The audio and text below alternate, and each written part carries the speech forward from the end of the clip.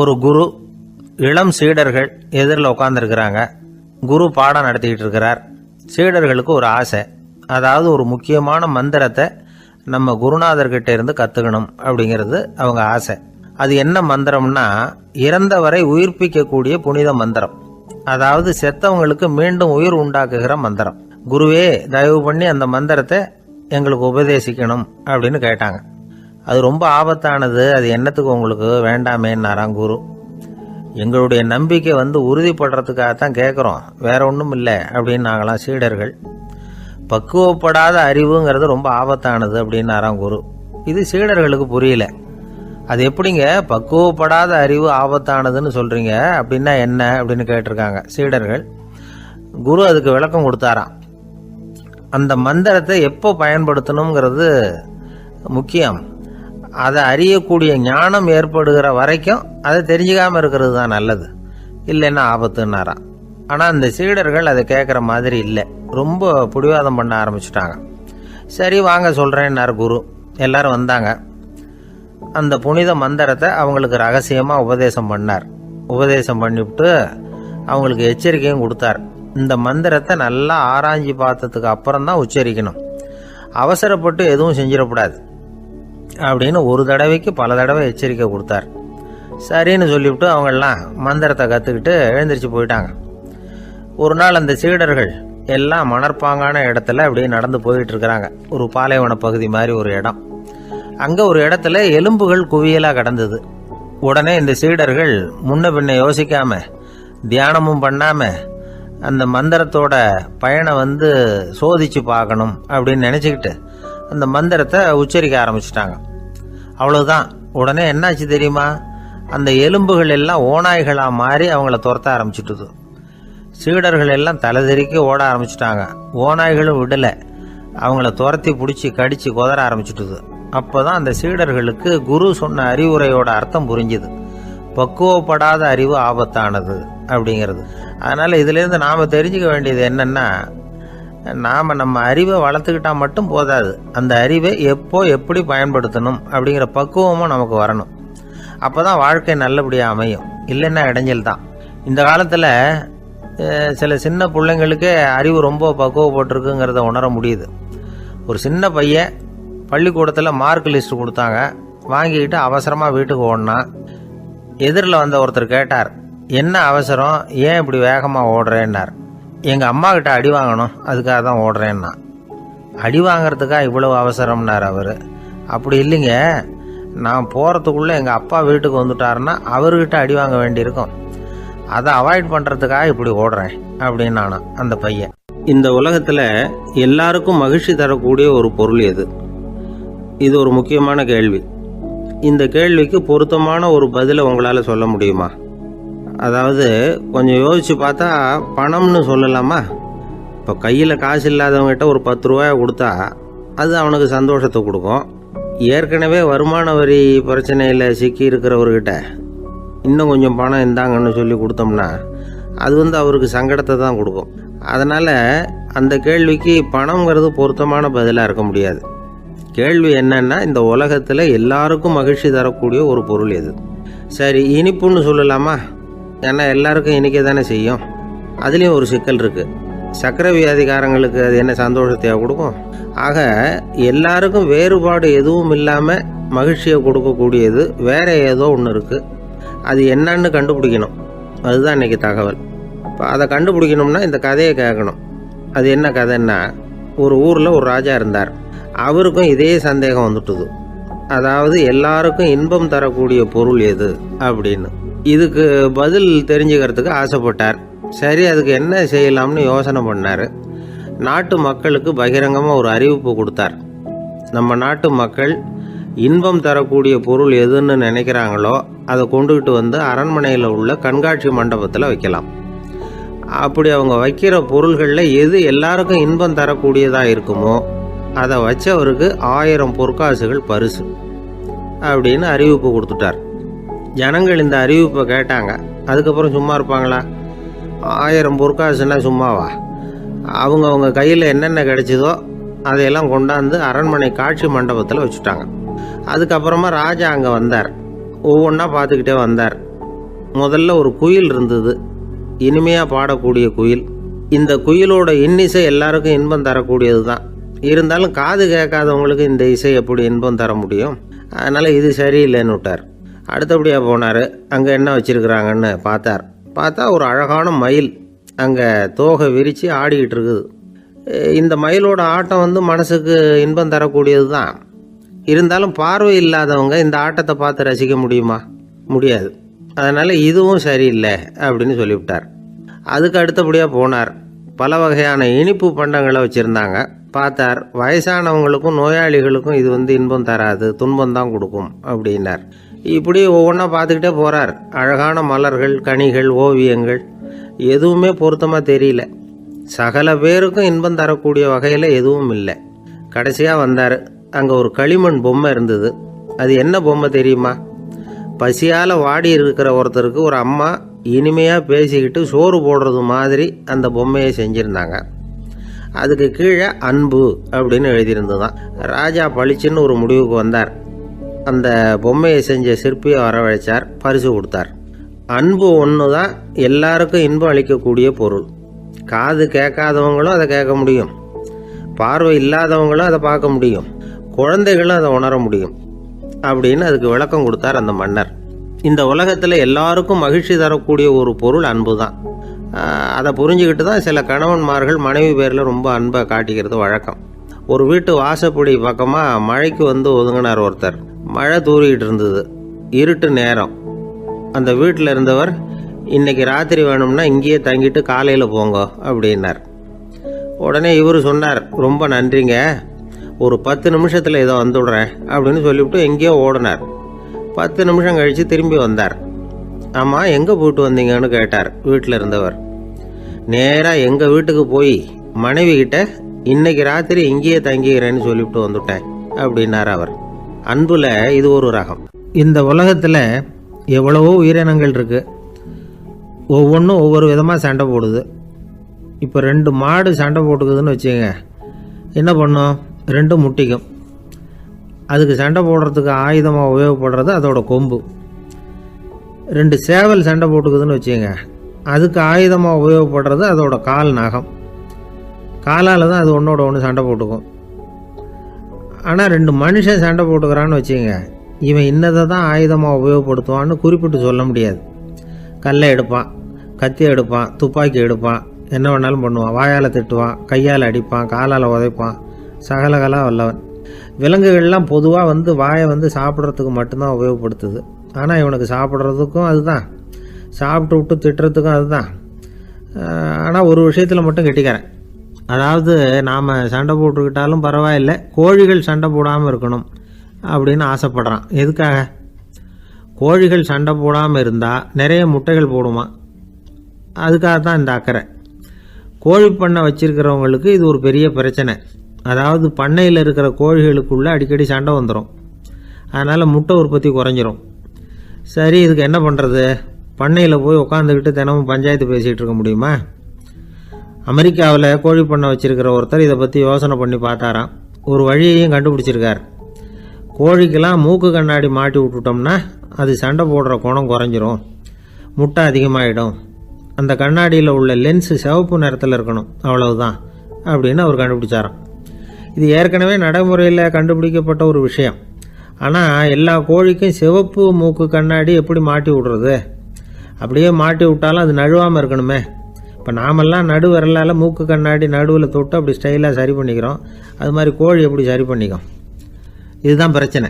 இதுக்கு அவர் என்ன வழி கண்டுபிடிச்சாருன்னா, கோழிக்கெல்லாம் மூக்கு கண்ணாடிக்கு பதிலாக விழியொட்டு வில்லைகள், கான்டாக்ட் லென்ஸ், அதை பொருத்தி விட்டா என்ன அப்படின்னு யோசனை பண்ணார். அதே மாதிரி பண்ணார். அதே மாதிரி செஞ்சு பார்த்தார், வெற்றி. அதுக்கப்புறம் கோழியெல்லாம் சண்டை போட்டுக்கலையாம், சமாதான பிரியர்கள் ஆகிட்டு தான். கோழிகளுக்கு இயல்பாகவே சண்டை போடுற குணம் உண்டு. ஆனால் அதோட கண்ணுக்கு பார்க்குற பொருள்லாம் ரோஜா நிறத்துலையோ அல்லது இன்னும் சொல்லப்போனால் அழுத்தமான சிவப்பு நிறத்துலையோ தெரிஞ்சதுன்னா சண்டை போடுற குணம் குறைஞ்சிருதான். அந்த சமயத்தில் அது அதிகமாகவும் முட்டையிட ஆரம்பிச்சுடுதான். அதே நேரத்தில் இறை எடுக்கிறத கூட குறைச்சிக்குதான். இது ஏன் இப்படி பண்ணுதுங்கிறது விஞ்ஞானிகளுக்கு இன்னமும் புரியலையா. எப்படியோ அமெரிக்க கோழிகள்லாம் கான்டாக்ட் லென்ஸ் பொருத்திக்க ஆரம்பித்தாச்சு. கோழி கழுத்தை பிடிச்சிக்கிட்டு ஒரு சில வினாடிகளில் அதை பொருத்தி போடுறாங்களாம். கோழியோட ஆயுள் பூரா அது அப்படியே இருக்குமா. பண்ணையில் முட்டை உற்பத்தி குறைஞ்சா இது மாதிரி விஞ்ஞானபூர்வமாக பரிகாரம் தேடுறது தான் நல்லது. நமக்கு வேண்டியப்பட்ட ஒருத்தர் அவர் ஒரு கோழி பண்ணை வச்சுருந்தார். அந்த பண்ணையில் பாதி கோழி திடீர்னு செத்து போச்சு. உடனே ஒரு கால்நடை மருத்துவர்கிட்ட போக வேண்டியது தானே. அங்கே போகல. உள்ளூரில் மந்திரம் பண்ணிகிட்டு இருந்த ஒரு சாமியார்கிட்ட போனார். அவர் காலில் விழுந்தார். சாமி, என் பண்ணையில் பாதி கோழி செத்து போட்டுதுன்னார். சாமியார் யோசனை பண்ணார். சரி, பண்ணையில் வாசப்படி கிழக்கு பக்கமாக வச்சுருக்கியா மேற்கு பக்கமாக வச்சுருக்கியான்னு கேட்டார். கிழக்கு பக்கமாக இருக்குன்னார் அவர். அதுதான் தப்பு, மேற்கு பக்கமாக அதை மாற்று சரியாக போடும்னாராம். அதே போல் இவர் போய் மாற்றிவிட்டார். அப்பவும் பாதி செத்து போச்சு. மறுபடியும் சொன்னார், சாமி மறுபடியும் பாதி கோழி செத்து போட்டுதேன்னார். சரி, கூரை எப்படி போட்டிருக்க, ஓடு போட்டிருக்கியா இல்லை கீத்து போட்டிருக்கியான்னார். ஓடு போட்டிருக்கேன்னாராம் அவர். அதுதான் தப்பு, அதை கீத்து போட்டுரும் சரியாக போடும்னாராம். சரின்னு போய் அதையும் மாற்றி பார்த்தார். மறுபடியும் போயிட்டுது, கோழி செத்து போச்சு. வந்தார். மறுபடியும் பாதி செத்து போச்சு சாமின்னு வந்தார். இவரும் யோசனையை மாற்றி மாற்றி சொல்லிகிட்டே இருக்கிறார். இப்படி அவரும் மாற்றி மாற்றி பார்த்தார். 6வது தடவையாக அவரை தேடிட்டு வந்தார். அந்த சமயத்தில் இவர் ரொம்ப தீவிரமாக யோசனை பண்ணி பார்த்துட்டு, அது சரிப்பா, நீயே என்கிட்ட சளைக்காமல் வந்துக்கிட்டு இருக்கிற, நானும் யோசனை சொல்லிகிட்டு இருக்கேன். இப்போவும் உங்ககிட்ட சொல்கிறதுக்கு என்கிட்ட யோசனை நிறையா இருக்குது, ஆனால் சோதிக்கிறதுக்கு உங்ககிட்ட கோழி இல்லையே, என்ன பண்ணுறது அப்படின்னாராம். இவர் போய்கிட்டு இருந்தார். அவர் தோளில் ஒரு பெரிய துணி மூட்டை, அதை சுமந்துக்கிட்டு கடத்தெருவை நோக்கி அவர் போய்கிட்டு இருக்கிறார். வழியில் அவரை சந்தித்தார் உமர். அவர் கேட்டார், கலீஃபா அவர்களே, எங்கே புறப்பட்டுட்டீங்க அப்படின்னு கேட்டார். கலீஃபான்னா ஆட்சித்தலைவர்னு அர்த்தம். இதுக்கு அவர் சொன்னார், நான் துணி வணிகம் செய்கிறவன், அதனால் துணி வியாபாரம் செய்கிறதுக்காக போயிட்டுருக்கிறேன்னார். நீங்கள் இப்போ இந்த நாட்டுக்கு ஆட்சித்தலைவர், ஆட்சி பொறுப்பில் இருக்கிறீங்க. நீங்கள் வியாபாரம் செய்ய போட்டால் அரசு பணிகளை செய்கிறது யார் அப்படின்னு கேட்டார் அவர். நான் அரசு பணிகளை மட்டுமே செஞ்சுக்கிட்டு இருந்தா என் குடும்பத்தை காப்பாற்றுறது யார் அப்படின்னு கேட்டார் அவர். இப்படி கேட்டவர் யார் தெரியுமா? அவர் தான் அபூபக்கர், இறை தூதர் முகமது அவர்களுக்கு பிறகு கலீஃபாவாக தேர்ந்தெடுக்கப்பட்டவர். அப்போலாம் ஆட்சி தலைவர்களுக்கு சம்பளம்னு எதுவும் கிடையாது. இந்த பிரச்சனையை எப்படி தீர்க்கிறதுன்னு யோசனை பண்ணார் உமர். அபு உபைதா அவர்கள்கிட்ட அழைச்சிட்டு போனார். அவர் யாருன்னா, அவர் தான் பொது நிதி கருவூலத்தின் பொறுப்பாளர். அவர்கிட்ட பிரச்சனையை சொன்னார். இது மாதிரி ஆட்சி தலைவருக்கு பொது நிதியிலிருந்து ஊதியம் அளிக்க முடியுமான்னு கேட்டார். பொது நிதி விதிகளின்படி அதுக்கு சாத்தியம் இல்லைன்னு சொல்லிவிட்டார் அவர். சரி, வேற ஏதாவது வழி இருக்குதான்னு கேட்டார் உமர். அபு உபைதா கொஞ்சம் யோசனை பண்ணி பார்த்தார். அப்புறமா சொன்னார், மக்காவிலிருந்து மதீனாவுக்கு குடிபெயர்ந்து வந்த அகதிகளுக்கு நிதி உதவி அளிக்கிறதுக்கு விதிகளில் இடம் இருக்கு. அப்படி பார்த்தா அபூபக்கரும் அகதி தானே, அதனால எல்லா அகதிகளுக்கும் கொடுக்கறது மாதிரியே அவருக்கும் ஒரு தொகை அளிக்கலாம்னார். கலீஃபா அபூபக்கருக்கு இந்த அகதி உதவி தொகையைத்தான் கொடுத்துட்டு வந்தாங்களாம். குடும்ப செலவுக்கு அது போதுமானதாக இல்லை. இருந்தாலும் கலீஃபாங்கிறதுக்காக மற்ற அகதிகளை விட அதிகமாக தொகையை பெற அவர் விரும்பலை. மார்பு பக்கம் கிழிஞ்சிருந்த ஒரு மேலாடையை தான் அவர் அணிஞ்சிருந்தார். அவருடைய துணைவியார் அஸ்மா, அவங்க ஒரு நாள் தேன் அருந்த ஆசையாக இருக்குன்னாங்களாம். நமக்கு கிடைக்கிற ஊதியம் குடும்ப செலவுக்கே போதுமானதா இல்லையே, இந்த நிலையில் தேன் வாங்கிறதுக்கு காசுக்கு நான் எங்கே போவேன்ருக்கார் அவர். கொஞ்ச நாள் கழித்து அவங்க ஒரு தொகையை அவர்கிட்ட கொடுத்து தேன் வாங்கிட்டு வர சொன்னாங்களாம். இவருக்கு ஆச்சரியம், ஏது இந்த பணம்னு கேட்டிருக்காரு. நீங்கள் தினமும் குடும்ப செலவுக்காக கொடுத்துக்கிட்டு வந்த பணத்தில் கொஞ்சம் கொஞ்சமாக மிச்சப்படுத்தி வச்சேன்னாங்களாம். அபூபக்கர் அந்த பணத்தை எடுத்துக்கிட்டு நேராக பொது நிதி கருவூல பொறுப்பாளர்கிட்ட போனார். இந்த பணத்தை பொது நிதியில் சேர்த்துருங்க, இது அதிகப்படியாக எனக்கு தரப்பட்டு வந்த ஊதியம், அடுத்த மாதத்துலேருந்து இந்த தொகையை குறைச்சிங்கன்னு வேற சொல்லிவிட்டாராம். பசியை தணிக்க தேவையான அளவு உணவு, ஒரு ஜோடி உடை, இதை தவிர கூடுதலாக மக்கள் பொது நிதியிலிருந்து வாங்கிக்கிறதுக்கு என் குடும்பத்தாருக்கு உரிமை இல்லை அப்படின்னு சொல்லி கண்டிப்பாக சொல்லிவிட்டாராம். அவர் வாங்கிட்டு வந்த இந்த குறைந்த ஊதியம் கூட அவர் மனசை உறுத்திக்கிட்டே இருந்தது. கடைசி நேரம் அவர் தம்முடைய மகள் ஆயிஷா அவர்களை அழைச்சார். மகளே, இதுவரைக்கும் பொது நிதியிலிருந்து நான் வாங்கிட்டு வந்த தொகை என்னுடைய இதயத்தில் பாரமாக அழுத்திக்கிட்டு இருக்கு. என் தோட்டத்தை விற்று அதில் வர்ற பணத்திலிருந்து நான் இதுவரைக்கும் வாங்கிட்டு வந்த ஊதிய தொகையை கணக்கு போட்டு பொது நிதியில் சேர்த்துடு அப்படின்னாராம். பதவி ஏற்கிறதுக்கு முன்னாடி தன்கிட்ட இருந்ததை விட இப்போ கூடுதலாக என்ன சொத்து இருக்குன்னு பார்த்துருக்கார். ஒரு ஒட்டகம், ஒரு கோப்பை, ஒரு பணியாள். இதையும் அடுத்தபடியாக கலீஃபாவா வர்றவர்கிட்ட ஒப்படைச்சிருங்க அப்படின்னு விட்டாராம். அதே மாதிரி அடுத்து வந்த உமர்கிட்ட ஒப்படைச்சாங்க. அப்போ உமர் சொன்னாராம், அபூபக்கரே, இந்த முன்மாதிரியால் உங்களுக்கு பிறகு இந்த ஆட்சி பொறுப்பை ஏற்கிறவர்களை பெரும் நெருக்கடிக்கு ஆளாகி விட்டீங்க அப்படின்னு சொல்லி ரொம்ப கண் கலங்கினாராம். கடைசியாக அபூபக்கர் தன்னுடைய குடும்பத்தாருக்கு விட்டு சென்ற சொத்து ஒரு படுக்கை விரிப்பு, ஒரு போர்வை, அவ்வளவுதான். இது சிந்திக்க வேண்டிய ஒரு செய்தி. ஒரு ஊரில் ஒரு மன்னர் இருந்தாராம். அமைச்சர் அவர்கிட்ட சொன்னாராம், மன்னா, நம்ம ராஜ்யத்தில் இனிமே லஞ்ச ஊழலே இருக்காதுன்னாராம். ஆஹா, அப்படின்னா ஊழல் பேர் வழிகளையெல்லாம் நாடு கடத்தியாச்சா அப்படின்னு கேட்டிருக்காரு மன்னர். இதுக்கு அவர், அப்படி இல்லைங்க, இனிமே கொடுக்கறதுக்கு ஜனங்கள்கிட்ட பணமே இல்லை அப்படின்னாராம். ஒரு நண்பர் இருக்கார். எப்போ பார்த்தாலும் கையில் ஒரு புத்தகம் இருக்கும்.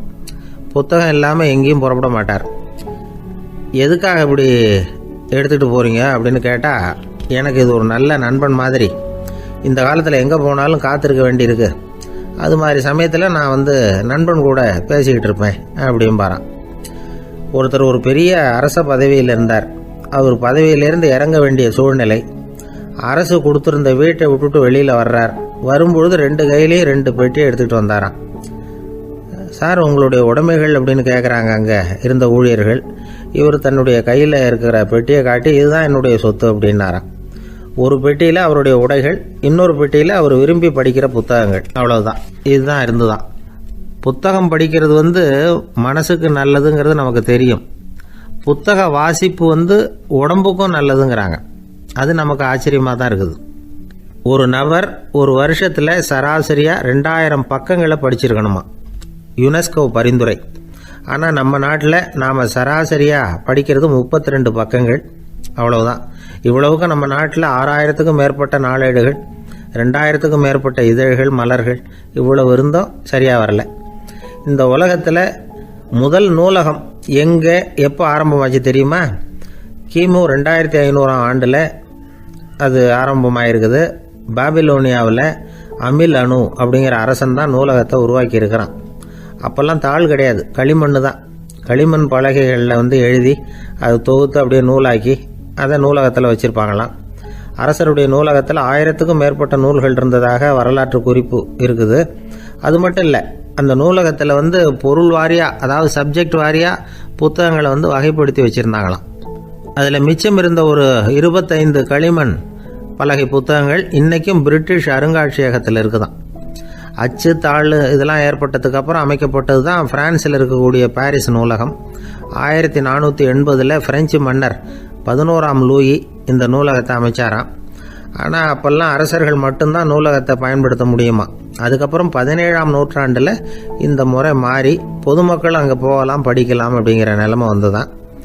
போட்லியன் நூலகம் அப்படின்னு அதுக்கு பேர், பாரிஸ் நகரத்தில் இருக்குது. அங்கே தான் நூல்களின் பட்டியல் தயாரிப்பு பணி ஆரம்பமாச்சு. கல்வி வளர்ச்சியையும் நூலகத்தையும் இணைச்சவர் நெப்போலியன் போனபார்ட். முன்பணம் செலுத்தி புத்தகத்தை படிக்கிற முறையையும் அவர் தான் கொண்டுட்டு வந்தாராம். மக்கள்கிட்ட வசூலிக்கிற வரியின் ஒரு பகுதியை நூலகத்துக்கு பயன்படுத்தினவரும் அவர் தானா. நெப்போலியன் நூலகத்தில் உலகத்தில் உள்ள எல்லா மொழி நூல்களும் இருக்குதான். அங்கே ஒரு தமிழ் நூலும் இருந்திருக்குது. அது என்னென்னா கம்பராமாயணம். சோவியத் யூனியனுக்கு படையெடுத்து போனப்போ அங்கேருந்து லட்சக்கணக்கான புத்தகங்களை இந்த பனிச்சறுக்கு வாகனங்கள் இருக்குல்ல, அதில் கொண்டுகிட்டு வந்ததாக வரலாறு. அடுத்தபடியாக குறிப்பிட்டு சொல்லத்தக்க நூலகம் எதுன்னா பிரிட்டிஷ் நூலகம். மிக பழைய கையெழுத்து பிரதியெல்லாம் கூட அங்கே இருக்குது. 1753 ஆரம்பமாச்சு. அதில் உள்ள நூல்களை வரிசையாக அடுக்கினா 180 கிலோமீட்டர் நீளத்துக்கு வருமா. மிகப்பெரிய நூலகம் அமெரிக்க தலைநகர் வாஷிங்டனில் இருக்குதான். இந்தியாவை பொறுத்த வரைக்கும் பெரிய பழைய நூலகம் எதுன்னா கல்கத்தா நூலகம். எல்லா இந்திய மொழி நூல்களும் இங்கே உண்டு. மகாகவி பாரதியார் நடத்தின இந்தியாங்கிற இதழின் எல்லா பிரதிகளும் அங்கே பாதுகாப்பாக இருக்குது. படிக்கும் பழக்கம் இங்கே வளர வேண்டியிருக்குது. ஒருத்தர்கிட்ட ஒரு புஸ்தகத்தை கொடுத்து விமர்சனம் எழுத சொல்லியிருந்தாங்க. கொஞ்ச நாள் கழித்து அவரை போய் பார்த்து, என்னங்க புஸ்தகத்தை படித்து பார்த்தீங்களா அப்படின்னு கேட்டாங்களாம். இதுக்கு அவர் சொல்லியிருக்கிறார், இன்னும் நான் படித்து பார்க்கலிங்க, இப்போ தானே விமர்சனமே எழுதி முடிச்சிருக்கிறேன், இனிமே தான் படிக்கணும் அப்படின்னாராம். ஒருத்தர் ரொம்பவும் மகிழ்ச்சியாக வந்துக்கிட்டு இருந்தார். என்ன விஷயம்னு விசாரித்தேன். நான் தோற்று போயிட்டேன், அதுதான் மனசுக்கு மகிழ்ச்சியாக இருக்குது அப்படின்னார். எனக்கு இது ரொம்ப ஆச்சரியமாக போச்சு. இந்த உலகத்தில் தோற்று போகிறவங்க யாரும் மகிழ்ச்சியாக இருக்கிறது இல்லை.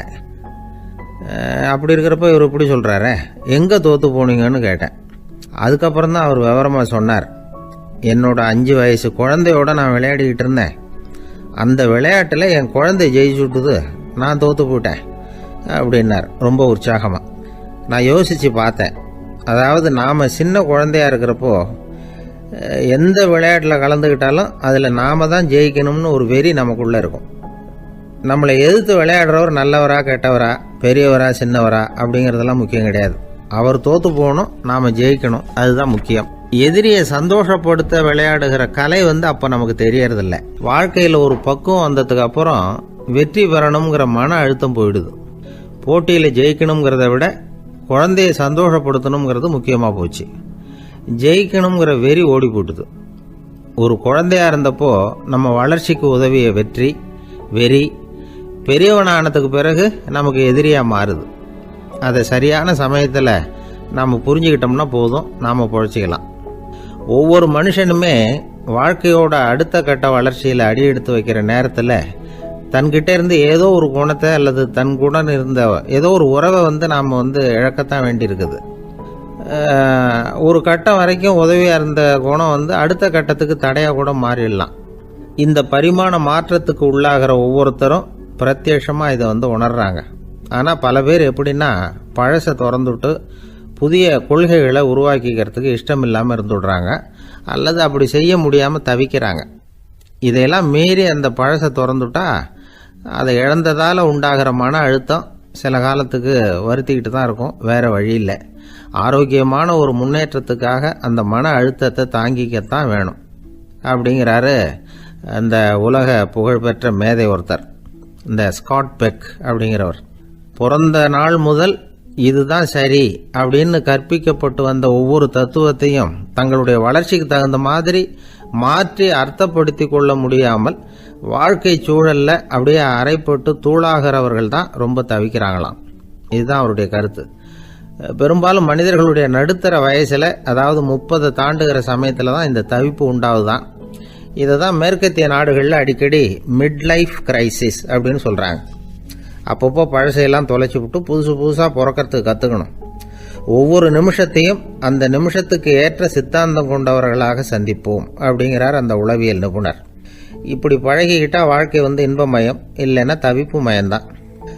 பழசை தொலைக்க முடியாதவர்களில் எத்தனையோ பேர் உண்டு, எத்தனையோ ரகம் உண்டு. அதில் வேடிக்கையான நண்பர்களும் உண்டு. ஒருத்தர் நண்பர் வீட்டுக்கு போனார். அவர் ஏதோ இனிப்பு பலகாரம் கொடுத்து சாப்பிட சொல்லியிருக்கிறாங்க அவங்க வீட்டில்.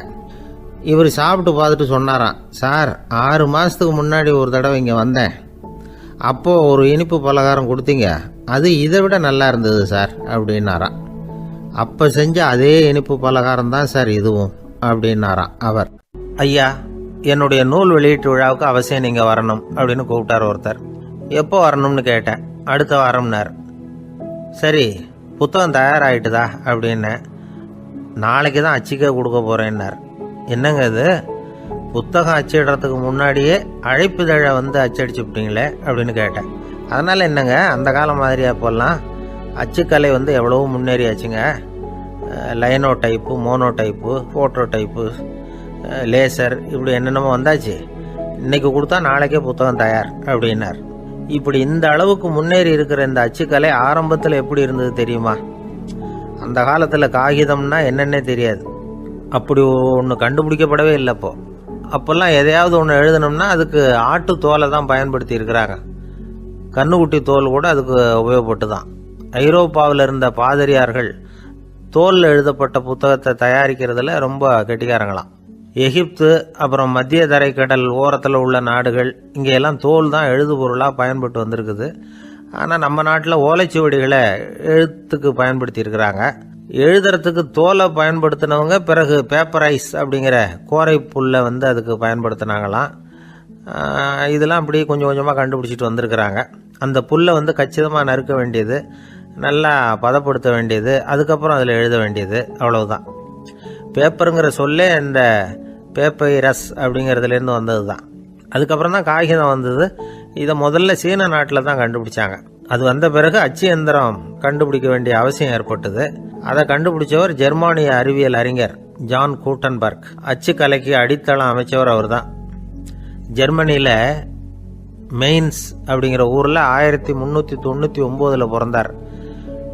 அவரோட மாமன் ஒருத்தர் உலோக வேலையில் வல்லவர். அவர்கிட்ட அந்த வேலையை கற்றுக்கிட்டார். அதோட வைர கற்களை வந்து பட்டை தீட்டுறதுலையும் ரொம்ப தேர்ச்சி பெற்றிருந்தார். இளம் வயசுலேயே சும்மா இருக்க மாட்டாராம். எதை செஞ்சாலும் அதை திறமையாக செய்வாராம்.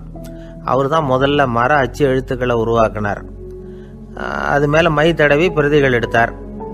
அதுக்கப்புறம் உலோக எழுத்துக்கள், முதல்ல காரியம், அப்புறம் இரும்பு, அப்புறம் கலப்பு உலோகம், பிறகு அச்சடிக்கிறதுக்கு எந்திரம் ஒன்றையும் உருவாக்கினார். முதல்ல பைபிள் அச்சடித்தார். 1468 அவர் இறந்து போனார். 16ஆம் நூற்றாண்டில் மேலை நாடுகளிலிருந்து மர எழுத்துக்களை கொண்டுகிட்டு வந்து தமிழ்நாட்டில் கிறிஸ்தவ நூல்களை அச்சிட்டாங்க. அப்போல்லாம் வந்து அச்சகங்கள் வந்து போதிய அளவுக்கு இங்கே இல்லை. அதுக்கு என்ன காரணம்னா, இந்தியர்கள் வந்து அச்சகங்களை நடத்தக்கூடாது அப்படின்னு சட்டம். 1835 வரைக்கும் அந்த சட்டம் வந்து நடைமுறையில் இருந்தது. இந்த நிலைமையில் அங்கேயும் இங்கேயுமா 1-2 அச்சகங்கள் ஆரம்பமாச்சு. 1713 தரங்கம்பாடியில் லூத்தரன் மிஷன் அச்சகம், அதே ஆண்டில் சென்னையில் SPCK அச்சகம். இது ரெண்டும் தான் இந்தியாவில் முதல்ல தொடங்கப்பட்ட அச்சகங்கள். ஆட்டுத்தோல்லையும் ஓலைச்சுவடியிலையும் எழுதப்பட்ட எழுத்துக்கள் இன்னைக்கு எங்கேயோ போயிட்டுது. ஆனால் நம்ம ஊரில் எழுத்தாளர்கள் நிலைமை தான் ஒன்றும் சொல்லிக்கிறது மாதிரி இல்லை. நம்ம ஆள் ஒருத்தர் சொன்னார், சார் நான் சொந்தத்தில் ஒரு அச்சாபீஸ் வச்சுருந்தேன், இப்போவும் வச்சுருக்கிறேன். அதனால் என்னுடைய படைப்புகளை புத்தகமாக வெளியிடுறதுல எனக்கு ஒன்றும் கஷ்டம் இல்லை. வருஷத்துக்கு ஒரு புத்தகம் எழுதி வெளியிட்டுருவேன். 15 வருஷமாக இலக்கிய உலகத்துக்கு இப்படி சேவை செஞ்சுக்கிட்டு வர்றேன். ஆனால் இந்த வருஷம்தான் வாசகர்கள் வந்து எனக்கு பாராட்டு விழா நடத்தி இருக்கிறாங்க அப்படின்னார். இந்த வருஷம் அப்படி என்ன விசேஷம் அப்படின்னு கேட்டோம். இந்த வருஷம்தான் நான் எந்த புத்தகம் எழுதி வெளியிடாமல் இருந்தேன், அதுக்காகத்தான் எனக்கு இந்த பாராட்டு விழா அப்படின்னார். ஊருக்கு வெளியில் அமைதியான ஒரு இடம், அங்கே ஒரு ஆசிரமம், அங்கே ஒரு சாமியார். அவர் தினமும் நல்ல போதனைகள்லாம் செய்வார். பல பேர் போய் அங்கேயே சில நாள் தங்கி இருந்து அவர் சொல்கிற அறிவுரைகளை எல்லாம் கேட்டுக்கிட்டு வர்றது வழக்கம். ஒரு தடவை அவரை பார்த்துட்டு போகிறதுக்காக 3 வெளியூர் தம்பதிகள் வந்தாங்களாம். அந்த மடத்திலேயே சாப்பிட்டுக்கிட்டு தங்கி இருந்து அவங்களுடைய போதனைகளை கேட்டுக்கிட்டு போகணுங்கிறது அவங்க நோக்கம். காலையில் குளிச்சுட்டு பூஜையில் உட்காந்தார் அந்த சுவாமி. இவங்களும் குளிச்சுட்டு அந்த பூஜையை பார்க்கறதுக்காக அவர் முன்னாடி வந்து உட்காந்தாங்க. பூஜை ஆரம்பமாச்சு. சம்பிரதாயப்படி அது ரொம்ப நேரம் நடந்துக்கிட்டே இருக்குது. இவங்களுக்கு நல்ல பசி இருந்தாலும் இந்த நேரத்தில் அதை எப்படி வெளியில் காட்டிக்கிறது? பேசாமல் இருந்தாங்க. அந்த சுவாமி பூஜையை முடித்தார். அதுக்கப்புறம் பேச ஆரம்பித்தார். பேச்சு அருமையாக தான் இருந்தது, அமிர்தமாக தான் இருந்தது. இருந்தாலும் இவங்களுக்கு இருக்கிற வயிற்று பசி அது சரியாக கவனிக்க விடலை. அந்த சுவாமியே இதை கவனிச்சதா தெரியல. இவங்களுக்கு மனசுக்குள்ள ஒரு எண்ணம், உள்ளே சாப்பாடு தயாராகிட்டு இருக்கும் போல இருக்கு, இந்த பேச்சு முடிஞ்சது நம்மளை உள்ளே அழைச்சிட்டு போய் சாப்பாடு போடுவாங்கன்னு நினைக்கிறோம் அப்படின்னு இவங்களாம் நினச்சிக்கிட்டாங்க. ஆனால் சுவாமி இதை பற்றி எதுவுமே பேசலை, கண்டுக்கலை. ஒரு அம்மாவால் அதுக்கு மேலே சும்மா இருக்க முடியுமா? முடியல. சாப்பாட்டை கவனிக்கலாமா அப்படின்னு சொல்லி மெதுவாக ஆரம்பித்தாங்க. கவனிக்கலாமே அப்படின்னு உள்ளே அழைச்சிட்டு போனார் சுவாமி. இவங்க ரொம்ப அவசரமாக எழுந்திருச்சு உள்ளே ஓடினாங்க. அங்கே ஒரு மேஜை மேலே ஒரு கிண்ணம் மூடி இருந்தது. இதுதான் சாப்பாட்டு மேஜை போல இருக்கு, இங்கே சாப்பாடு வந்துடும் அப்படின்னு நினச்சாங்க. உடனே போய் சுற்றி உக்காந்துக்கிட்டாங்க. சுவாமி அந்த கிண்ணத்தை எடுத்து அந்த அம்மா கிட்ட கொடுத்தார். அவங்க அதை வாங்கி மூடியை திறந்து பார்க்குறாங்க. உள்ளே ஒரு சாவி இருக்குது. சரிதான், இது சமையலறை சாவி போல இருக்கு, அங்கே போய் அதை திறந்து சாப்பாட்டை நாமே எடுத்துக்கிட்டு வந்து இங்கே வச்சுக்கிட்டு சாப்பிடணும் போல இருக்கு அப்படின்னு நினச்சாங்க. சாவி இருக்கு இல்லையா, வாங்க பூட்டு நிறையா காட்டுறேன் அப்படின்னு சுவாமி அவங்கள அழைச்சிட்டு போனார், காட்டினார். இவங்க அந்த அறையை ரொம்ப ஆவலோடு திறந்தாங்க. உள்ளே பார்த்தா அங்கே அரிசி, பருப்பு, விதவிதமான காய்கறி எல்லாம் இருக்குது. சமையலுக்கு வேண்டிய மிளகாய், எண்ணெய், பால், தயிர், நெய் இப்படி எல்லாமே இருக்குது. அடுப்பு, விறகு, நெருப்பு போட்டி அது கூட அங்கே இருக்குது. சாப்பாடு தயாராக இருக்கும்னு நினச்சிக்கிட்டு போனால் இப்படி இருக்குதே அப்படின்னு சொல்லி அதை பார்த்ததும் ரொம்ப சோர்ந்து போட்டாங்க அவங்க. சுவாமி, என்ன இது சாப்பாடு இல்லையா அப்படின்னாங்க. அதுதான் சாப்பாட்டுக்கு வேண்டிய எல்லாம் இங்கே இருக்குதே, அடுப்பு மூட்டி நீங்கள் தான் அவங்கவுங்க ருசிக்கு தகுந்த மாதிரி சமைச்சிக்கணும். இந்த சன்னியாசிக்கு எப்படி சமைக்க தெரியும் அப்படின்னு கேட்டார் சுவாமி. சாப்பாடு தயாராக இருக்கும்னு நாங்கள் எதிர்பார்த்தோம் அப்படின்னாங்க. நீங்கள் இப்படி சொல்லுவீங்கன்னு நானும் எதிர்பார்த்தேன். இது வரைக்கும் நான் எவ்வளவோ தத்துவம்லாம் எடுத்து சொன்னேன். எல்லாத்தையும் விட இதுதான் அனுபவபூர்வமான தத்துவம். ஆண்டவன் வந்து நமக்கு நல்ல மனசை கொடுத்துருக்குறான், நல்ல வாய்ப்புகளையும் தந்திருக்கிறான், அதையெல்லாம் பயன்படுத்திக்கக்கூடிய மூளையையும் சிந்தனையையும் கொடுத்துருக்குறான். அதனால் அடுப்பை தான் நீங்கள் மூட்டணும், அடுப்பை வந்து நீங்கள் தான் மூட்டணும், உங்களுக்கு உகந்ததை நீங்கள் தான் சமைச்சு ருசித்து அனுபவிக்கணும். ஆண்டவனே அதை செஞ்சிகிட்டு இருக்க மாட்டான் அப்படின்னாராம் அந்த சுவாமி. நம்முடைய வாழ்க்கையில் பல நல்ல பலன்களை பெறறதுக்கு நாம தான் முயற்சி பண்ணணும். அதுக்குரிய சூழ்நிலையை தான் ஆண்டவன் கொடுப்பானே தவிர அதை விளக்கறதுக்காக தான் அந்த சுவாமி அப்படி செஞ்சு காட்டியிருக்கிறார். இது ஒரு பெரியவர் இப்படி ஒரு விளக்கம் கொடுத்தார். அதுக்கப்புறம் அந்த 3 தம்பதிகளும் தெளிவடைஞ்சுட்டாங்களாம். நாம் தெளிவடைகிறது எப்போங்கிறது தான் தெரியல அப்படின்னு பல பேர் இதை கேட்டுட்டு சொல்லிட்டு இருக்கிறாங்க. இந்த கதையை நம்முடைய நண்பர் ஒருத்தர்கிட்ட சொன்னேன்.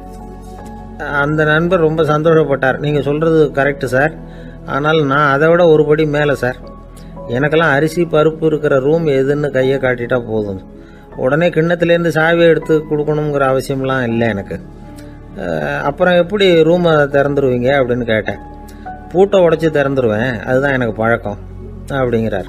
ஒரு காலத்தில் பிரஷ்யா அப்படின்னு ஒரு தேசம் இருந்தது. இப்போ ஜெர்மனி இருக்குல்ல, இதோட பெரும்பகுதி ஒரு காலத்தில் பிரஷ்யாங்கிற பேரில் இருந்தது. அப்போ அதுக்கு அரசராக இருந்தவர் மகா ஃப்ரெடரிக், அதாவது ஃப்ரெடரிக் தி கிரேட் அப்படின்னு சொல்லுவாங்க. அந்த ராஜாவுக்கு ஒரு சந்தேகம். நாம் பல வகையான வரிகளை விதித்து வசூல் பண்ணுறோம், அப்படி பண்ணி வருமானம் குறைஞ்சிக்கிட்டே போகுதே, இதுக்கு என்ன காரணமாக இருக்கும்? இதுதான் அவருக்கு ஏற்பட்ட சந்தேகம். ஒரு சமயம் அந்த அரசர் தம்முடைய அமைச்சர்களையும் பிரபுக்களையும் தளபதிகளையும் கூப்பிட்டு ஒரு விருந்து வச்சார். விருந்து முடிஞ்சதும் அவங்கள பார்த்து இந்த சந்தேகத்தை கேட்டார்.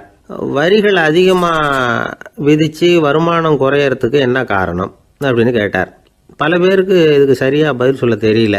அனுபவசாலியான ஒரு தளபதி எழுந்திருச்சார். அரசே, அது எப்படிங்கிறத இப்போ உங்களுக்கு காட்டுறேன்னார். உடனே ஒரு பெரிய பனிக்கட்டி ஒன்றை தன்னுடைய கையில் எடுத்தார். அதை அப்படியும் எப்படியும் திருப்பி பார்த்தார். அப்புறம் அடுத்தவர்கிட்ட கொடுத்தார். அவரும் அதை அப்படியும் எப்படியும் திருப்பி பார்த்துட்டு அடுத்தபடியாக இருந்தவர்கிட்ட கொடுத்தார். இப்படியே இதை ஒவ்வொருத்தராக பார்த்துட்டு ஒவ்வொரு கையாக மாறி கடைசியில் மன்னர் கைக்கு போய் சேர்ந்தது. மன்னர் கைக்கு அந்த பனிக்கட்டி போய் சேர்ந்தப்போ அது கொஞ்சம் கொஞ்சமாக உருகி ஒரு பட்டாணி கடலை சைஸுக்கு ஆயிட்டுது. மன்னர் யோசனை பண்ணார், வரி அதிகமாக போட்டாலும் வந்து சேர்றது குறைவாக இருக்கிறதுக்கு என்ன காரணம் அப்படிங்கிறது அவருக்கு புரிஞ்சு போச்சு. காலம்தான் மாறிட்டு இருக்கே தவிர இந்த கையூட்டு வாங்குற பழக்கம் மாறினதாக தெரியல. இன்னொரு ராஜா இருந்தார். அவர் தன்னுடைய ராஜாங்கத்தில் லஞ்ச ஊழலே சுத்தமாக இருக்கக்கூடாது அப்படின்னு நினச்சார். அவர்கிட்ட பல்வேறு துறைகளுக்கும் பொறுப்பாக இருந்த பல பேரும் ரொம்ப சுத்தமாகவும் நேர்மையாகவும் இருந்தாங்க. ஒரே ஒருத்தர் மட்டும் எல்லார்கிட்டையும் லஞ்சம் வாங்கிட்டே இருந்தார். அவரை வேறு வேறு துறைகளுக்கு மாற்றி பார்த்தாரு. அந்த ராஜா என்னென்னமோ பண்ணி பார்க்குறாரு. எந்த வேலையை கொடுத்தாலும் அதுலேயும் லஞ்சம் வாங்கிறதுக்கு ஒரு வழியை உண்டு பண்ணிக்குவார் அந்த ஆள். ராஜாவுக்கு இது ஒரு பெரிய தலைவலியாக போட்டுது. இவர் என்ன பண்ணுறது, இவருக்கு என்ன வேலையை கொடுக்கறது, கொஞ்சம் கூட லஞ்சம் வாங்கிறதுக்கு சான்ஸே இல்லாத ஒரு வேலையை கொடுக்கணும் அப்படின்னு திட்டம் போட்டார். ஒரு நாள் அவருக்கு அந்த உத்தரவும் போட்டுட்டார். அதாவது அவருக்கு என்ன வேலைன்னா, கடற்கரையில் தான் அவருக்கு ஆஃபீஸ். அங்கேயே இருந்துக்க வேண்டியது. தினமும் எத்தனை கடல் அலை கரையில் வந்து மோதுது அப்படிங்கிறத கணக்கு எடுத்து ராஜாவுக்கு தெரிவிக்க வேண்டியது. இதுதான் அவருக்கு வேலை. பேசாமல் அலையை எண்ணிட்டு உட்காந்துருக்கிட்டோம், அப்போவாவது அவர் லஞ்சம் வாங்குகிற சந்தர்ப்பம் இல்லாமல் போயிடும் அவருக்கு அப்படின்னு நினச்சார் ராஜா. இந்த ஆள் கடற்கரைக்கு போய் டியூட்டியில் ஜாயின் பண்ணிட்டார். ஒரே மாதத்தில் அங்கே சொந்தமாக ஒரு பிரம்மாண்டமான மாளிகை கட்டி விட்டார். ராஜாவுக்கு இது பெரிய ஆச்சரியமாக போச்சு. அலையை என்ற வேலையில் அந்த ஆள் எப்படி பணம் சம்பாதிச்சார் அப்படின்னு விசாரித்து பார்த்தார் அக்கம் பக்கத்தில். அந்த ஆள் என்ன பண்ணியிருக்கிறாருன்னா, கடற்கரையில் போய் பொறுப்பை ஏற்றுக்கிட்ட உடனே அங்கே இருந்த மீனவர்கள்கிட்ட எல்லாம் இந்த கரையில் வந்து ஒரு நாளில் வந்து மோதுற அலைகள் எத்தனை அப்படின்னு கேட்டிருக்காரு. அது எப்படிங்க தெரியும்னு இருக்காங்க அவங்க. தினமும் அந்த எண்ணிக்கை தெரியணும். நம்ம ராஜாவுக்கு தினமும் அறிக்கை அனுப்பணும், டெய்லி ரிப்போர்ட்டு. தவறுனா நீங்கள் இந்த கடலில் போய் மீன் பிடிக்கிறதுக்கு ராஜாவோட அனுமதி கிடைக்காது அப்படின்ட்டுருக்காரு. உடனே மீனவர்களும் பயந்து போட்டாங்க. கடலுக்கு போகிறதுக்கு அனுமதி இல்லைன்னா பட்டினி கிடக்கிறது மாதிரி ஆகிடுமே. மெதுவாக அந்த ஆளுகிட்ட போனாங்க. காதோட காதாக சொன்னாங்க, ஐயா, எங்களால் வந்து கடல் அலையை வந்து எண்ண முடியாது. தினமும் எங்களால் முடிஞ்சதை உங்களுக்கு பணமாக கொடுத்துட்றோம். நீங்கள் தான் ராஜா கிட்ட சிபாரிசு பண்ணி நாங்கள் தொடர்ந்து மீன் பிடிக்கிறதுக்கு அனுமதி வாங்கி கொடுக்கணும் அப்படின்னு வேண்டிக்கிட்டாங்க. பணம் தினமும் வந்து சேர ஆரம்பிச்சுட்டுது. பதவியில் மற்ற பதவியோட இந்த பதவி எவ்வளவோ மேல் அப்படின்னு நினச்சிட்டான் அந்த ஆள். அது மட்டும் இல்லை, தயவு பண்ணி என்னை இந்த இடத்த விட்டு மாற்றி விடாதீங்க சார் அப்படின்னு வேற கேட்க ஆரம்பிச்சிட்டானா. கிபி 1078 மார்ச் மாதம் 19 திங்கட்கிழமை அதிகாலை நேரம் ஒரு குழந்தை பிறந்தது. எங்க தெரியுமா? காஸ்பியன் கடலுக்கு தெற்கே பாரசீக மொழி வழங்கிய தபரிஸ்தான் மாநிலத்துல ஜீலான்கிற புனித நகர், அதோட புறநகர் பகுதியில உள்ள நீப்புங்கிற ஊர்ல தான் அந்த குழந்தை பிறந்தது. அந்த இடம் இப்போ ரஷ்யாவில் இருக்கு. அந்த குழந்தை யாருன்னு நினைக்கிறீங்க? அதுதான் முஹித்தீன் பெருமான். ஆன்மீக சாதனைகள் புரிந்த மகான் முஹித்தீன் ஆண்டகை தன்னுடைய 18வது வயசுல உயர்கல்விக்காக ஜீலான் நகரத்தை விட்டு பகுதாத் நகரத்துக்கு புறப்பட்டு போறார். இளம் பிராயம் தானே, அதனால துணைக்கு ஒரு வர்த்தக கூட்டத்தோட சேர்ந்து போயிட்டு இருக்கிறார். ரொம்ப தூரம் போகணும். ஒவ்வொரு இடமா தங்கி தங்கி போயிட்டு இருக்கிறாங்க. ஒரு இடத்துல ஒரு கொள்ளை கூட்டம் பயங்கரமான ஆயுதங்களோட அவங்கள வழிமறிச்சுட்டுது. அந்த வர்த்தக கூட்டம் வச்சிருந்த பொருள்களை எல்லாம் அவங்க பறிச்சு விடுறாங்க. இவங்களும் பயந்துகிட்டு இருந்தது எல்லாத்தையும் அவங்க கிட்ட கொடுத்துடுறாங்க. முஹைத்தீன் ஆண்டகை மட்டும் இதையெல்லாம் பார்த்துக்கிட்டு தனியா ஒதுங்கி நிற்கிறார். ஒரு 18 வயசு பையன் மட்டும் இப்படி தனியா அநாத சிறுவன் மாதிரி நின்றுட்டு இருக்கிறத அந்த கொள்ளை கூட்டத்தில் இருந்த ஒருத்தன் பாக்குறான். கிட்ட நெருங்கி வர்றான். அலட்சியமாகவும் கிண்டலாகவும் உங்ககிட்ட ஏதாவது இருக்குதா அப்படின்னு கேட்கறான். இவங்கிட்ட என்ன இருக்க போகுது அப்படிங்கிற நம்பிக்கையில அவன் அப்படி கேட்கறான். உடனே இவரு இருக்குதே, என்கிட்ட 40 தீனார் இருக்கு அப்படிங்கிறார். இப்படி சொல்லியும் அந்த கொள்ளைக்காரனுக்கு நம்பிக்கை வரல. என்னடா அவன் விளையாடாத, பொய் சொல்லாத, உண்மையை சொல்லு அப்படிங்கிறான். அவன் உண்மையை தான் சொல்றேன், என்கிட்ட 40 தீனார் இருக்கு அப்படிங்கிறார். இவர் எங்க வச்சிருக்கிற அப்படின்னு கேக்குறான். சட்டையின் விழாப்புறத்துல உள்ள பகுதியில அதை வச்சு தச்சிருக்கிறாங்க அப்படின்னு உண்மையை சொல்றார். உடனே கொள்ளை கூட்ட தலைவன் அதை கத்தியால கீறிப்பார் அப்படின்னு உத்தரவு போடுறான். அந்த சட்டையை கிழிக்கிறாங்க. உள்ள இருந்து 40 பொற்காசுகளும் பொல பொலன்னு கீழே கொட்டுச்சு. அதை பார்த்த உடனே அந்த கொள்ளை கூட்ட தலைவன் மலைச்சு போய் நின்னுட்டான். காசை பார்த்துட்டு அவன் மலைச்சு போகல, பொய் பேசாத அந்த பையனோட நேர்மையை பார்த்துட்டு அவன் அப்படி நின்னான். மெதுவா அந்த பையன் கிட்ட வந்தான். ஏன்பா, நீ என்ன பணக்கார குடும்பமா அப்படின்னு கேட்டான். அப்படிலாம் இல்ல, எனக்கு அப்பா இல்ல, அம்மா மட்டும்தான் உண்டு. எங்க அப்பா எனக்குன்னு விட்டு போன சொத்தே இந்த 40 தீனார் தான் அப்படின்னாரு இவர். அப்படி இருந்துமா உண்மை பேசணும்னு ஆசைப்பட்டேன். என்கிட்ட ஒண்ணும் இல்லைன்னு ஒரு வார்த்தை சொன்ன உன்னை விட்டுருப்போமே அப்படின்னா அவன். அப்படி இல்லைங்க, நான் இறைவன் திருநாமத்தை அறியக்கூடிய கல்வி ஞானத்துக்காக இப்ப போயிட்டு இருக்கிறேன். இறைவன் திருநாமத்தை உச்சரிக்க வேண்டிய நாவால பொய் பேசக்கூடாதுன்னு எங்க அம்மா சொல்லியிருக்கிறாங்க. அதனால நான் எப்பவுமே பொய் சொல்ல மாட்டேன் அப்படின்னு என்னுடைய தாய்க்கு வாக்கு கொடுத்திருக்கிறேன் அப்படின்னார் அவர். முஹைத்தீன் பெருமான் வார்த்தைகளை கேட்ட அந்த கொள்ளையர்கள் மனம் திருந்தி நல்லவங்களா ஆயிடுறாங்க. அந்த கொள்ளையர் தலைவன் பிற்காலத்துல ஒரு பெரிய மகான் ஆயிடுறார். பெரியவர்கள் வாழ்க்கையில நடக்கிற இது மாதிரி சம்பவங்கள் தான் நாம நல்ல விதமா வாழறதுக்கு துணையா இருக்கும். அந்த காலத்துல கொள்ளையர்களே பெரியவங்க செயலை பார்த்து மனம் திருந்தி இருக்கிறாங்க. இந்த காலத்துல யார் இப்படி இருக்கிறா? இந்த காலத்துல மகான் ஒருத்தரை பார்த்தேன், எனக்கு வேண்டியப்பட்ட மகான். ஏங்க, நீங்களும் மகான் ஆகிறதுக்கு முன்னாடி கொள்ளை அடிச்சுட்டு இருந்தீங்களா அப்படின்னு கேட்டேன். அவர் மெதுவா கண்ணை திறந்து என்ன நிமிந்து பார்த்தார். அப்படி இல்லப்பா, நான் கொள்ளை அடிக்கிறதுக்காகத்தான் மகானாவே ஆகி இருக்கிறேன் அப்படின்னு சொல்லிவிட்டு மறுபடியும் கண்ணை மூடிட்டார். 21ஆம் வருஷம் செப்டம்பர் மாசம் 22ஆம் தேதி மதுரை மேலமாசி வீதியில உள்ள ஒரு வீடு. அங்க அன்னைக்கு நடந்த ஒரு அற்புத நிகழ்ச்சி பின்னாடி உலக மக்களை எல்லாம் ஆச்சரியப்பட வச்சுது. இந்திய வரலாற்றிலேயே அது ஒரு முக்கியமான நிகழ்ச்சி. உலக மக்கள் கவனமெல்லாம் காந்திஜியின் பக்கம் திரும்புறதுக்கு காரணமா இருந்த நிகழ்ச்சி அது. கதர் துணி பிரச்சாரத்துக்காக காந்திஜி மதுரைக்கு வந்திருந்தார். சென்னை துணி வணிகர் சங்கத்தின் துணைத் தலைவர் ஒருத்தர் இருந்தார், ராம்ஜி கல்யாண் சேட்ஜி. அவருடைய வீடு மதுரை மேலமாசி வீதியில் இருந்தது. அந்த வீட்டில் தான் காந்திஜி தங்கியிருந்தார். அப்போது வயலுக்கு போகிற உழவர்கள்லாம் சின்ன சின்ன துண்டை இடுப்பில் கட்டிக்கிட்டு கலப்பையை தூக்கிக்கிட்டு தெருவில் நடந்து போகிறத கவனிச்சார். ஏற்கனவே சேலத்துக்கு தெற்க பல பகுதிகளில் ஆண்களும் பெண்களும் அறகுறை ஆடைகளோட உழைச்சிக்கிட்டு இருக்கிறத கண்ணால் கண்டிருக்கிறார் அவர். இந்தியரின் சராசரி உடை இவ்வளவு தான் அப்படிங்கிறத புரிஞ்சுக்கிட்டார். மனசை என்னவோ பண்ணியிருக்குது. ராத்திரி பூரா அதை பற்றியே யோசனை. 22/9/21 வியாழக்கிழமை காலையில் காந்திஜி எழுந்திருக்கிறார். அவர் கூட தங்கியிருந்தவங்களையெல்லாம் பார்த்து சொன்னார், இன்னையிலிருந்து அறையில் முழு அகலத்துண்டு தான் கட்டுவேன். குளிர் அதிகமாக உள்ள காலங்களில் மட்டும் போர்வை ஒன்றும் உபயோகப்படுத்துவேன். மற்றபடி மேலங்கியோ குல்லாவோ எதுவும் போட்டுக்க மாட்டேன். தற்காலிகமாக இந்த ஏற்பாட்டை 1 மாதத்துக்கு ஏற்றுக்குவேன். அதுக்கு பிறகு உசிதம் போல எண்ணி பார்த்து முடிவு பண்ணுவேன் அப்படின்னார். அவருடைய குரல் உறுதியாக இருந்துதான். உடனே செயலில் இறங்கினார். தம்முடைய 10 முழ வேட்டி, மேலங்கி, உள் சட்டை, குல்லா எல்லாத்தையும் களைஞ்சார். வேட்டியிலிருந்து ஒரு 4 முழ துணியை எடுத்துக்கிட்டார். இதுக்கு உதவி செஞ்சவர் அன்னைக்கு விருதுநகரில் பிரபல தொண்டராக இருந்த பழனிக்குமார பிள்ளை. வெட்டி எடுத்த துண்டை நீள வாக்கில் ரெட்டையாக மடித்தார். அதை இடுப்பில் துண்டு மாதிரி கட்டிக்கிட்டார். தலையில் சின்ன உச்சி குடுமி, அறையில் சின்ன துண்டு. அண்ணல் காந்தி ஆண்டி கோலத்தில் காட்சி அளிக்கிறார். கூட இருந்தவங்கள பார்த்து காரைக்குடிக்கு புறப்படலாமே அப்படின்னார். அவர் நண்பர்களும் சீடர்களும் திகைச்சு போய் நிற்கிறாங்க. இந்த விரதம் நிரந்தரமாக ஆயிடுமோங்கிற பயம் அவங்களுக்கு. எப்படியோ இந்த விவரம் ராஜாஜிக்கும் அன்னைக்கு பிரபலமாக விளங்கின தேசபக்தர் டாக்டர் TSS ராஜனுக்கும் எட்டுச்சு. உடனே 2 பேரும் ஓடி வந்தாங்க. வேண்டாமே இந்த கோலம் அப்படின்னாங்க. காந்திஜி தன்னுடைய முடிவில் உறுதியாக இருந்தார். ராஜாஜி என்னென்னமோ வாதமெல்லாம் பண்ணி பார்த்தார். உங்களுடைய வாதத்துக்கு என்னால் பதில் சொல்ல முடியல, இருந்தாலும் நான் செய்கிறது தான் சரிங்கிறதுல எனக்கு சந்தேகம் இல்லை.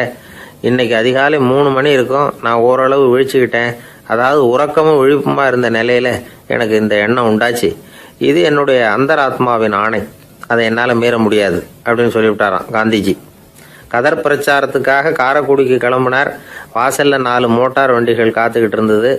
வீதியில் 2 பக்கமும் ஜனங்கள். காந்திஜி இடுப்பு துணியோட மோட்டார் வண்டியில ஏறினார். நண்பர்களும் சீடர்களும் மக்களும் உடல் சிலிர்க்க அந்த காட்சியை பார்க்குறாங்க. மோட்டார் வண்டி நகர ஆரம்பிக்குது. எப்பேற்பட்ட காட்சி அது! சுக்கநாத பெருமானியே கூலி ஆளாக்கிய மண், அப்படி ஆக்கி மண் சுமக்க வச்ச மதுரை இல்லையா, அந்த மதுரை தான் காந்திஜி துறவி கோலம் கொள்றதுக்கும் காரணமாக இருந்திருக்குது. இது இன்னைக்கு எத்தனை பேருக்கு தெரியும்? ஒரு தடவை காந்திஜி நேருவும் சுற்றுப்பயணம் செஞ்சாங்களாம். ஒரு இடத்துல நடந்து போயிட்டு இருக்கிறாங்க. குறுக்க ஒரு வாய்க்கால். நேரு என்ன பண்ணார் தெரியுமா? தன்னுடைய இளமை துடிப்பை காட்டுறதுக்காக கொஞ்சம் தூரம் பின்னாடி போய் அங்கேருந்து வேகமாக ஓடி வந்து அந்த வாய்க்காலை தாண்டினாராம். காந்திஜி அப்படி பண்ணல. பக்கத்தில் இருந்த பாலம் வழியா அந்த வாய்க்காலை கடந்து வந்தார். நேரு காந்திஜியை பார்த்து சிரிச்சுக்கிட்டே, என்ன மாதிரி நீங்களும் தாண்டி இருக்கலாமே அப்படின்னாராம். அதுக்கு காந்திஜி சிரிச்சுக்கிட்டே சொன்னாராம், 2 அடி முன்னேறதுக்காக 5 அடி பின்னாடி போறதா அப்படின்னாராம். ஒரு ஊர்ல ஒரு ராஜா இருந்தார். அந்த ராஜாவுக்கு ஒரு புள்ள. அந்த புள்ளைக்கு விவரமே தெரியாது. அவன் ஒரு முட்டாளுங்கிறது எல்லாருக்கும் தெரியும். ஆனாலும் அவன் தான் அடுத்தபடியாக ஆட்சிக்கு வர வேண்டியவன். ஆட்சி பொறுப்பை ஏற்க வேண்டிய ஒருத்தன் இப்படி இருந்தால் என்ன பண்ணுறது அப்படிங்கிறது எல்லாருக்கும் உள்ள கவலை. மன்னர் அமைச்சர்களை கூட்டினார். ஆலோசனை கேட்டார், என்ன பண்ணலாம்னு.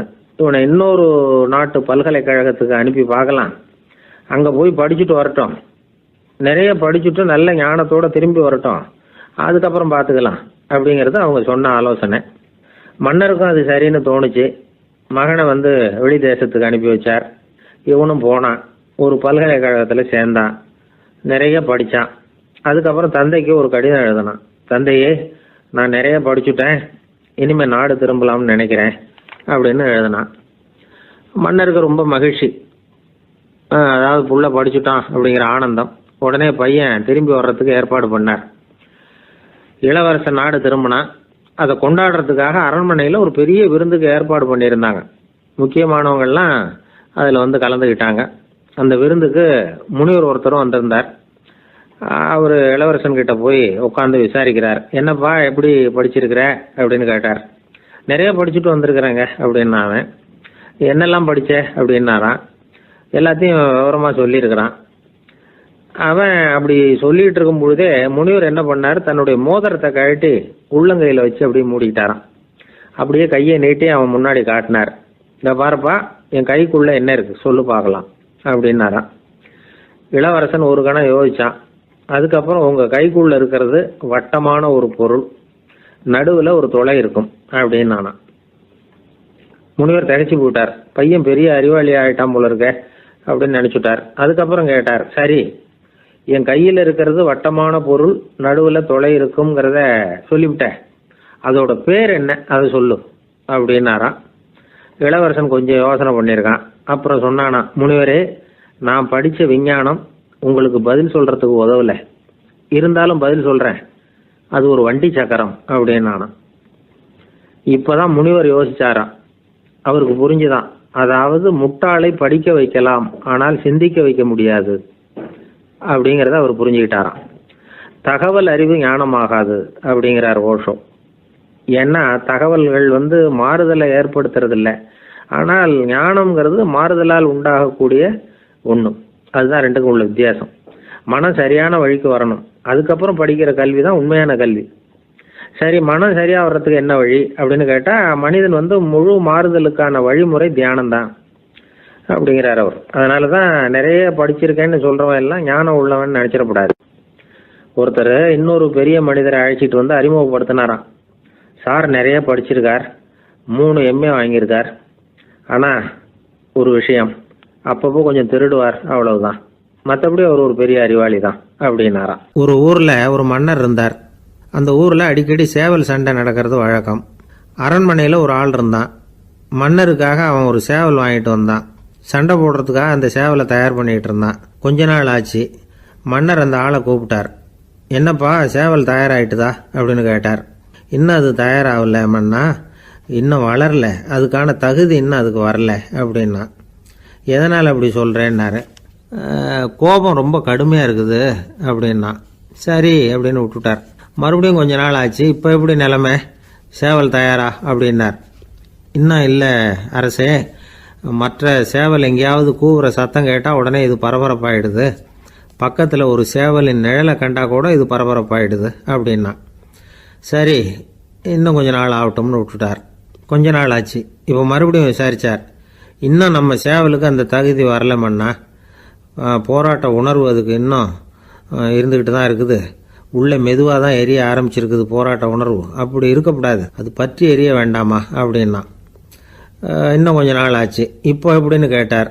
இப்போ அவன் சொன்னான், மன்னா கிட்டத்தட்ட அது போருக்கு தயாராகிட்டுது அப்படின்னு நினைக்கிறேன்னா. எதனால் அப்படி சொல்கிற அப்படின்னு கேட்டார். மற்ற சேவலின் குரலை கேட்டால் அது அசைகிறதே இல்லை, ஒரு பொம்மை மாதிரி ஆயிடுது, அதுக்கு உள்ள ஒரு நுட்பமான விழிப்புணர்வு வந்துட்டுது, அதனால் அது அமைதியாக இருக்குது, மௌனமாக இருக்குது. இனிமேல் அதுக்கு இணையான சேவலே கிடையாது. வெற்றி பெற அது போராட வேண்டிய அவசியமே இல்லை, அதை பார்த்த உடனே எதிரி சேவல்கள் பயந்துட்டு ஓடி போடும் அப்படின்னு சொன்னானான். அந்த சேவலை வளர்த்தவர் சி சிங் சு அப்படின்னு பேர். இந்த சுசுகி சொன்ன கதையும் அது.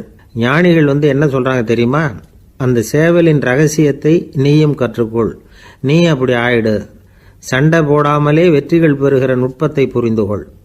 இதுதான் ஞானிகள் உபதேசம். ஒரு குருக்கிட்ட ஒருத்தன் போயிருக்கிறான். எனக்கு சண்டை போட கற்றுக் கொடுங்கண்ணா. அதுக்கு என்ன செய்யணும்னார்.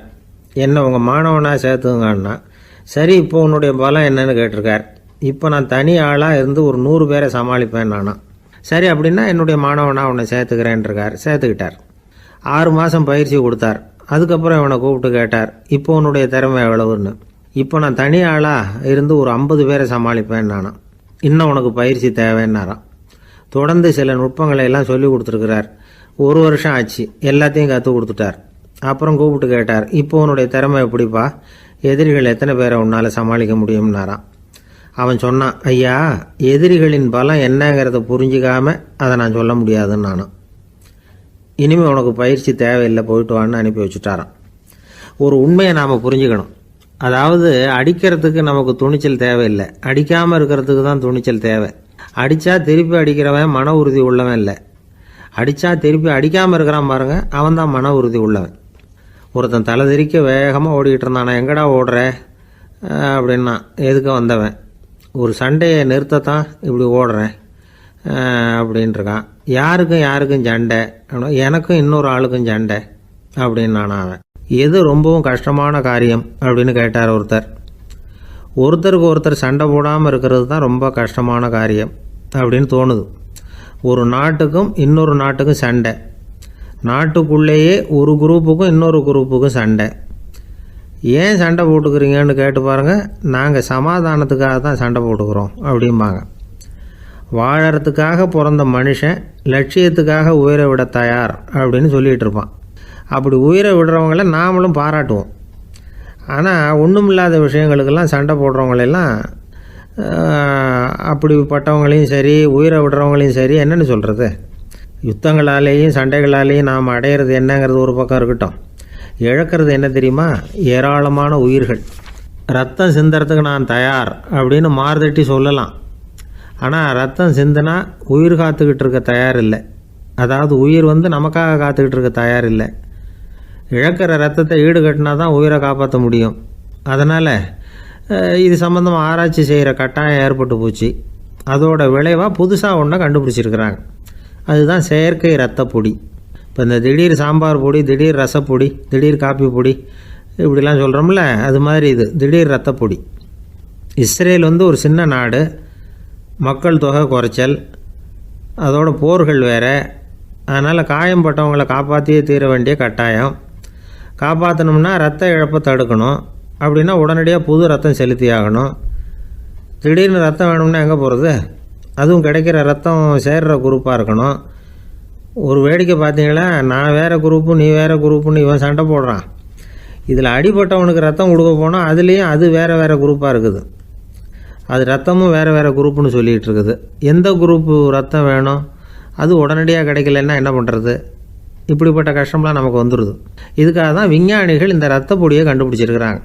அதாவது ஒரு ஆள் அடிபட்டு போட்டான்னு வச்சுங்களேன், அவனுக்கு ரத்தம் கிடைக்கல, உடனே என்ன பண்ணலாம்? இந்த சுத்தப்படுத்தப்பட்ட தண்ணீரை கொஞ்சம் எடுத்துக்க வேண்டியது, அதில் இந்த ரத்த பொடியை கரைக்க வேண்டியது. இப்போ இந்த செயற்கை ரத்தம் வந்து தயாராகிட்டுது. இதை அந்த ஆள் உடம்புல ஏற்றி விட்டுற வேண்டியது. இயற்கையாக நம்ம உடம்புல இருக்கிற ரத்தம் என்னென்ன வேலை செய்யுதோ அதே வேலையை இதுவும் செய்யும். அதாவது ஆக்சிஜனை உடம்புல எல்லா இடத்துக்கும் எடுத்துகிட்டு போகுது. அந்த வேலையை இந்த செயற்கை ரத்தமும் செஞ்சுருது. ஆனால் ஒரு விஷயம், இந்த செயற்கை ரத்தம் ஒரு அவசரத்துக்கு தான் உபயோகப்படுத்தலாம், ஒரு முதல் உதவி மாதிரி. அதை அப்படியே நிரந்தரமாக விட்டுற முடியாது. பின்னாடி வந்து தேவையான குரூப்பு உண்மையான ரத்தம் கிடைச்ச உடனே அதை செலுத்திக்கணும். உண்மையான ரத்தத்தை 20லேருந்து 40 நாள் வரைக்கும் தான் பாதுகாக்க முடியும். அதுவும் குளிர்பதன பெட்டியில். அதுக்குள்ளே உபயோகப்படுத்தலைன்னா அது வீணாக போயிடும். இந்த ரத்த பொடி அப்படி இல்லை, எவ்வளோ நாள் வேணும்னாலும் அப்படியே வச்சுருக்கலாம், குளிர்பதன பெட்டியும் தேவையில்லை. ஆனால் ஒன்று, இது தண்ணியில் கலந்து செயற்கை ரத்தமாக ஆக்கிவிட்டா அதோட வலு 72 மணி நேரம் தான், அதாவது 3 நாள். அதுக்குள்ளே அந்த ஆசாமியை எங்கேயாவது ஆஸ்பத்திரிக்கு தூக்கிட்டு போய் உண்மையான ரத்தத்தை கொடுத்துடணும். சண்டையில் அடிபடுறவங்க, சாலை விபத்தில் அடிபடுறவங்க, இவங்களுக்கெல்லாம் அவசரத்துக்கு கை கொடுத்து உதவுறது இந்த செயற்கை ரத்த பொடி. அதுக்கப்புறம் நாம் கொடுக்குற ரத்தம் தான் அவங்கள காப்பாற்றணும். இன்றைக்கி வந்து ரத்தத்தை தானமாக கொடுக்க தயாராக இருக்கிற நல்ல உள்ளங்கள் ஏராளம். எவ்வளவு ஆக்சிடெண்ட்டு, ஆப்ரேஷன், இதில் சம்மந்தப்பட்டவங்களை வந்து காப்பாற்றுறது நாம் தானமாக கொடுக்குற ரத்தம் தானே. ஒரு ஆக்சிடெண்ட்டு, ஒரு ஸ்கூட்டர் ஒரு ஆள் மேலே மோதி விட்டுது, பார்த்து வரக்கூடாதா அப்படின்னா அந்த ஆள், நீ தான் பார்த்து நடக்கணும், ஏன்னா 20 வருஷமாக நான் அந்த ஸ்கூட்டரை ஓட்டிகிட்டு இருக்கிறேன் அப்படின்னு இவன். இதுக்கு அவன் சொன்னானா, நீ தான் பார்த்து ஓட்டணும், ஏன்னா 40 வருஷமாக நான் இப்படி நடந்துக்கிட்டு இருக்கிறேன் அப்படின்னு. ஒருத்தர் அவசரமாக போய்கிட்டு இருந்தார். எங்கே போய்கிட்டு இருக்கீங்க அப்படின்னு கேட்டார் ஒரு பெரியவர். கடைக்கு போகிறேன் சார், சாமான் வாங்கிறதுக்கு அப்படின்னார். அங்கே போகிறதுக்கு முன்னாடி தெரிஞ்சிக்க வேண்டியதெல்லாம் தெரிஞ்சுக்கிட்டீங்களா அப்படின்னு கேட்டார் பெரியவர். கடைக்கு போய் காசை கொடுத்து ஒரு பொருளை வாங்கிட்டு வரப்போகிறோம், இதில் தெரிஞ்சிக்க வேண்டியது என்ன இருக்குது அப்படின்னார் அலட்சியமாக. இப்போ அந்த பெரியவர் பேச ஆரம்பித்தார். இந்த உலகத்தில் எந்த ஒரு செயலில் இறங்குறப்போவும் நாம் நல்லா ஆலோசனை பண்ண வேண்டிய விஷயம் 5 அப்படின்னார். உதாரணமாக, ஒருத்தன் கடைக்கு போய் ஏதோ ஒரு பொருளை வாங்கிட்டு வர போகிறான்னு வச்சுக்கோங்களேன். அப்போ கூட அவன் வந்து 5 விஷயங்களை பற்றி தெரிஞ்சுக்க வேண்டியிருக்குது அப்படிங்கிறார் அவர். முதல்ல அந்த பொருள் எப்படிப்பட்டது அப்படிங்கிறத தெரிஞ்சுக்கணும். 2வதாக தன்னை பற்றியும் தெரிஞ்சுக்கணும். அப்போ தான் அந்த பொருள் தனக்கு தேவையா இல்லையா அப்படிங்கிறத புரிஞ்சுக்க முடியும். 3வதாக தெரிஞ்சுக்க வேண்டியது ஒன்று இருக்குது. அது என்னென்னா, அந்த பொருளை அடையறதுக்கு வழி என்ன அப்படிங்கிறது தெரிஞ்சுக்கணும். அதாவது எவ்வளவு பணம் கொடுத்தா அது கிடைக்கும், இது மாதிரியான விஷயங்கள். 4வதாக அந்த பொருளை அடையிறது மூலமாக நாம் அடையக்கூடிய பயன் என்ன அப்படிங்கிறதையும் உணரணும். 5வது, அந்த பொருளை அடையிறதுல இருக்கக்கூடிய தடை எது அப்படிங்கிறதையும் நாம் தெரிஞ்சுக்கணும். பெரியவர் பேசுறது ஏதோ தத்துவம் மாதிரி தெரியுது இல்லையா? தத்துவம்தான். அதாவது இப்படி உலகியல் வாழ்க்கையில் சின்ன சின்ன விஷயங்கள்லேயே நாம் 5 விஷயங்களை தெரிஞ்சுக்க வேண்டி இருக்குது. அது ரொம்ப அவசியமாக இருக்குது. பேரின்ப நிலைன்னு சொல்கிறாங்கல்ல, அது மாதிரி பெரிய சமாச்சாரங்கள்லேயும் இந்த 5 விஷயங்களை நாம் தெரிஞ்சுக்க வேண்டியிருக்குது. அதுக்கு பேர் என்னன்னா அர்த்த பஞ்சகம். வைணவ சமயத்தில் அர்த்த பஞ்சகம்ங்கிறது ரொம்ப பெரிய விஷயம். கடைக்கு போகிறது மாதிரி கடவுளை பார்க்க போகிறப்போ நாம் 5 விஷயங்களை தெரிஞ்சுக்கணுமா. முதல்ல பரம்பொருள் அப்படிங்கிறது என்ன, அதோட தன்மைகள் என்ன, இதை தெரிஞ்சுக்கணும். இதுக்கு பேர் என்னன்னா பரமாத்ம ஸ்வரூபம் அப்படின்னு பேர். 2வது, நாம் யார், நம்மோட தன்மை என்ன அப்படிங்கிறத தெரிஞ்சுக்கணும்.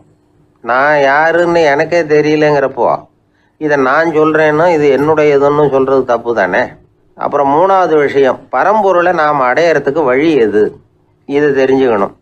இது வந்து உபாய ஸ்வரூபம் அப்படின்னு பேர். 4வது விஷயம், நாம் அடைய வேண்டிய பயன்கள் என்ன அப்படிங்கிறத தெரிஞ்சுக்கிறது. இதுக்கு புருஷார்த்தம் அப்படின்னு பேர். 5வது, அந்த பயனை வந்து அடைய விடாமல் தடுக்கிற தடைகள் யாவை அப்படிங்கிறத தெரிஞ்சுக்கிறது. இது வந்து விரோதி ஸ்வரூபம். இதைத்தான் தடையியல் அப்படின்னு சொல்கிறாங்க. அதாவது பரமாத்மாவை பற்றிய அறிவு, ஜீவாத்மாவை பற்றிய அறிவு, உபாயம் பற்றிய அறிவு, புருஷார்த்தம் பற்றிய அறிவு, இந்த 4 அறிவுக்கும் எதிரடையா, அதாவது அதையெல்லாம் தப்பாக புரிஞ்சுக்கிறதால உண்டாகக்கூடிய அறிவு விரோதி சொரூபம். என்ன இது தகவலில் ஏதாவது கதை சொல்லுவீங்கன்னு பார்த்தா ஏதோ தத்துவம் பேசிக்கிட்டு இருக்கிறீங்களே அப்படின்னு நினைக்கலாம். இதுவும் தெரிஞ்சுக்க வேண்டிய ஒரு பெரிய விஷயந்தான். காதில் போட்டு வச்சா எப்போவாவது உபயோகப்படும். என்னுடைய நண்பர் ஒருத்தர் ஒரு நாள் என்கிட்ட சொன்னார், சார் அடுத்த மாதம் தஞ்சாவூரில் ஒரு கல்யாணம், போகிறதா வேண்டாமா அப்படின்னு ஒரே குழப்பமாக இருக்குது அப்படின்னார்.